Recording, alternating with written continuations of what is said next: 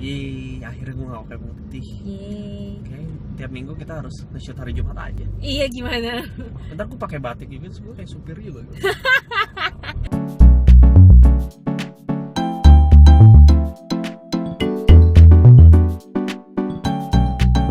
Anyway, hari ini kita kan ngebahas film yang belum pernah kita singgung sebelumnya. Alhamdulillah. Film apa sih kita bahas? Kita mau ngebahas film berjudul Ex Machina. Ini film baru loh, film baru dan belum nongol di bioskop. Ya bioskop sini lah, seenggaknya belum nongol. Ini sutradaranya Alex Garland. Which is ini debutnya ya? Iya, debut direktorial, tapi dia sebelumnya udah nulis naskah buat 28 Days Later yang sutradaranya Danny Boyle sama Sunshine yang juga filmnya si Danny Boyle ini. Tapi ini sangat berbeda filmnya untuk yang Ex Machina ini ya. Kayak apa sih ceritanya? Jadi ceritanya ada seorang programmer yang memenangkan lotre untuk pergi berlibur bersama bosnya. Lotre macam apa? Lotre yang aneh, pergi berlibur bersama bos. Kamu menang, kamu pergi kemana? Ke rumah bos nginep seminggu. Lotre yang aneh. Aduh, jadi ya si A ini namanya Caleb Smith. Dia tuh kerja di perusahaan namanya Blue Book. Jadi tuh semacam Google gitu, perusahaan search engine gitu, yang di film ini ceritanya terbesar di dunia. Dan dia menang lotre perusahaan buat nginep sih sebetulnya di rumah bosnya yang bernama Nathan selama seminggu. Yes. Soalnya ada tujuan-tujuan tertentu ternyata si Nathan ini yang ternyata orangnya nyentrik lah, eksentrik, suka mabuk dan suka fitness dan songong. Anyway, jadi dia dibawa ke situ ternyata buat ngetes proyek barunya si Nathan ini. Do you know Turing test? Turing? Aku tahu motor Turing. Aku tahu Alan Turing. Oh iya, ya itu berdasarkan. Iya emang.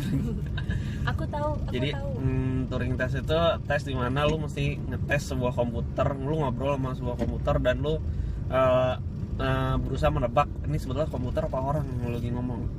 Dan si Nathan ini bikin artificial intelligence yang dinamakan Ava. Jadi si Ava ini yang diperankan sama si Alicia Vikander ini. Itu cantik banget. Cantik banget, Mak. Alicia Vikander. Jadi ada serangkaian sesi tanya jawab antara dia sama si Caleb ini, yaitu yang jadi part of the Turing test. Dan ini sangat menarik ya karena film ini dari dialog-dialog antara dua orang dan satu robot lebih tepatnya. Dan berhasil memicu pertanyaan-pertanyaan tentang sebetulnya apa sih artificial intelligence itu. Ya istilah kalau robot komputer komputer yang bisa main catur, apakah yang berhasil menerapkan langkah-langkah catur, apa yang bisa mengerti apa sih sebetulnya catur itu sendiri. Dalam. Dari segi ceritanya, kalau lo sering nonton film-film yang terkait sama artificial intelligence, sebetulnya konfliknya tuh selalu sama. Jadi kayak ketika lo berhadapan sama AI dalam bentuk orang, biasanya kalau di film-film itu kan, ya lo akan, moralitas lo tuh akan diuji apakah lo nganggap dia bener-bener mesin atau lo akan gimana ya, karena si AI ini bisa mikir lah istilahnya. Jadi banyak yang akhirnya jatuh pada perangkap moral. Iya, dan biasanya film itu lebih cenderung condong ke arah AI-nya, kayak enggak, dia tuh kayak manusia, kita harus nyelamatin dia gitu. Settingnya tuh juga secara arsitektural tuh sangat bagus ya, rumah-rumah fancy gitu yang fancy out of nowhere. Kayak hotel gitu yang sangat modern, minimalis, tapi kesannya tuh dingin karena mungkin orang-orang yang dalam itu orang yang dingin kali ya. Tapi film ini discussable banget. Soalnya dari yang hal-hal kecil kayak kenapa pas Turing test si Eva-nya tetap ditampilin dalam bentuk masih badan aslinya gitu, kayak masih robot banget yang kenapa nggak didandanin kayak orang gitu ya? Kenapa sih apa fungsinya si komputer robot ini dibikin cantik? Apakah sepenting itu fungsi kalau AI itu harus menunjukkan sensualitas dan seksualitas sehingga bisa lebih menunjukkan sisi kemanusiaannya? Kenapa dikasih gender gitu? Padahal kan bisa aja cuma dibentuk apa sih, kotak abu-abu aja. Maksudnya ya AI itu nggak usah berbentuk orang, kan bisa kotak abu-abu ditaruh gitu. Iya, kayak kalau di Interstellar kayak TARS. Iya, si TARS itu. Atau kalau di Space Odyssey kayak si HAL. Iya, kan cuma ya udah kotak. Kotak Ya atau udah. lampu gitu. Kotak aja lu masih rasa kasihan kan? Iya. Di film itu kayak masih kasihan tapi bisa. TARS kamu gitu. Dan ya bisa dibilang ini kayak salah satu AI terbaru yang akan diingat di sejarah perfilman setelah HAL dan TARS dan Michael Fassbender di Prometheus bisa dihitung nggak? oh iya boleh Iya. AI yang Dan berpenampilan bagus. Jude Law juga di Artificial Intelligence tuh apa gitu ya, robot gigo. Oh gitu ya. Oh iya. Iya. Lo belum nonton Artificial Intelligence? Kenapa lu nggak mengingat anak kecil ya? Kenapa lu yang Iya.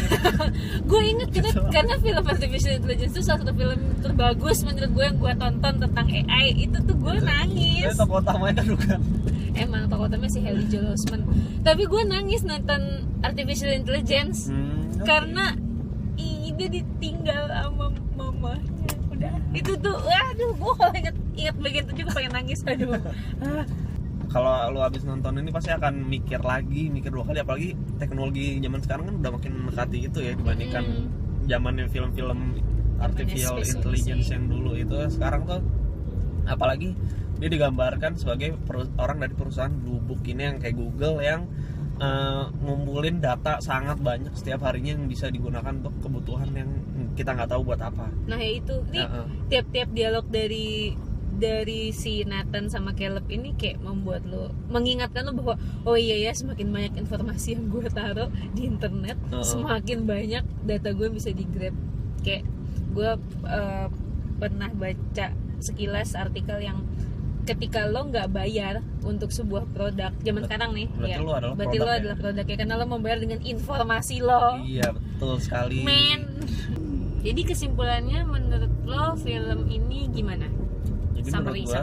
Film ini meskipun plot wise dia nggak menonjolkan sesuatu yang baru, tapi secara topik itu menimbulkan pertanyaan baru tentang AI, dimana semakin majunya teknologi maka semakin banyak unsur-unsur dalam AI yang perlu kita pertimbangkan. Kayak itu kenapa mesti dikasih fisik yang bagus, kenapa mesti dikasih hasrat dorongan untuk bertindak sesuka dia, apakah manusia itu perlu berinteraksi dengan mereka layaknya manusia apa enggak, karena mereka perilaku sudah sangat kayak manusia, bagaimana?